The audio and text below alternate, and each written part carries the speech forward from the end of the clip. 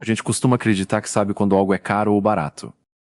Acredita que consegue perceber valor com clareza e tomar decisões financeiras de forma lógica, mas existe um detalhe silencioso acontecendo em quase todas as escolhas que fazemos. Nós não sabemos realmente quanto algo vale.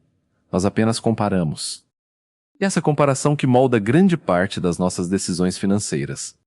Ao longo da temporada falamos sobre identidade, sobre organização, sobre tolerar desconforto, sobre princípios e sobre a ilusão da própria razão. Hoje o ponto é ainda mais específico. Mesmo quando você está calmo e acredita que está sendo racional, sua decisão pode estar sendo guiada por um contraste invisível. Isso não acontece porque falta inteligência. Acontece porque o cérebro humano não possui um medidor absoluto de valor. Quando precisamos avaliar algo, a mente busca referências ao redor. Ela compara preços, opções, números e resultados. O problema é que essas referências nem sempre representam a melhor comparação possível. Imagine que você entra em uma loja. O primeiro produto custa R$ 5.000. O segundo custa 3.000. O terceiro custa 2.000. Sem perceber, o de 3.000 começa a parecer equilibrado. Parece uma decisão razoável, mas razoável comparado com o quê? Com o de 5.000. Não com o seu planejamento financeiro. Não com sua renda. Não com o que você realmente precisa. A comparação foi definida pelo ambiente. Agora pense em um restaurante. Existe um prato extremamente caro no topo do cardápio. Quase ninguém pede esse prato, mas ele cumpre uma função silenciosa. Ele faz os outros pratos parecerem mais aceitáveis. Quando vemos um prato de R$ 150 ao lado de outro de 300, o de 150 parece moderado, mas o valor real não mudou. O que mudou foi o contraste. Dan Ariely explica que não possuímos um sensor interno que diga qual é o preço correto de algo. O que temos é um mecanismo de comparação.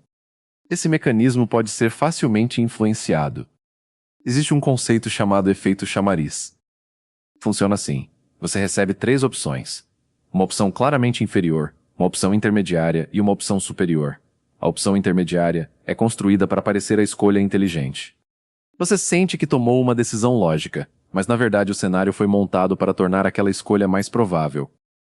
Outro conceito importante é a âncora.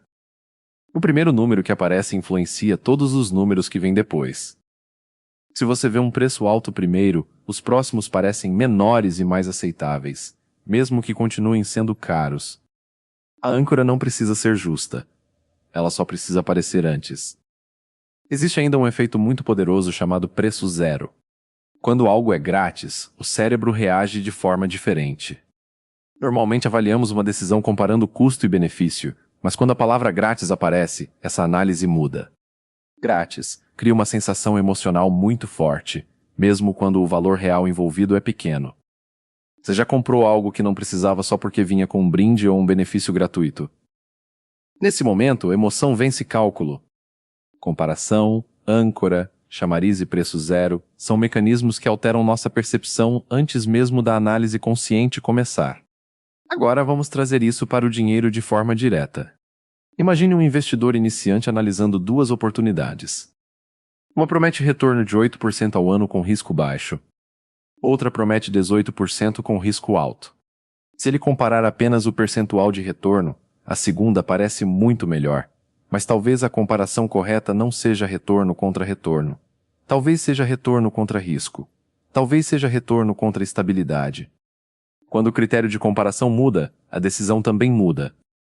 Outro exemplo comum acontece nas promoções. Um produto aparece com o preço original de R$ 1.000 e depois mostra um desconto para R$ 699. O preço original cria uma âncora mental. Mesmo que você nunca pagaria R$ 1.000 naquele produto, o valor reduzido parece uma oportunidade. A sensação de vantagem aparece antes da pergunta mais importante. Eu realmente preciso disso? Existe ainda uma comparação muito comum que acontece no trabalho. Você descobre que um colega ganha um pouco mais do que você. Ontem seu salário parecia aceitável. Hoje parece injusto. O valor real mudou? Ou apenas o referencial mudou? Quando não definimos nossos próprios critérios de comparação, acabamos aceitando os critérios que aparecem ao nosso redor, e o ambiente raramente está preocupado com o nosso equilíbrio financeiro de longo prazo. Existe algo libertador em perceber isso. Você não precisa se culpar por já ter tomado decisões assim. Comparar é um comportamento natural do cérebro humano, mas criar critérios é uma escolha consciente. Quando você entende que não possui um medidor absoluto de valor, pode começar a construir um. Pode definir qual nível de risco aceita antes de investir. Pode estabelecer limites de preço para determinadas compras. Pode criar parâmetros próprios para avaliar oportunidades financeiras. Nesse momento, você deixa de depender da comparação externa e começa a agir com base em critérios internos. Critérios consistentes reduzem impulsividade, reduzem arrependimento e tornam as decisões mais estáveis ao longo do tempo. Riqueza sustentável não nasce de comparações momentâneas. Ela nasce de critérios consistentes repetidos durante anos. Você não paga caro porque quer. Muitas vezes você paga caro porque comparou errado. E quando você aprende a escolher o seu próprio critério de comparação, começa a tomar decisões financeiras com muito mais clareza. Se esse conteúdo foi útil para você, curta o vídeo, compartilhe com outras pessoas e inscreva-se no canal. E lembre-se, sempre existe só mais uma lição esperando por você.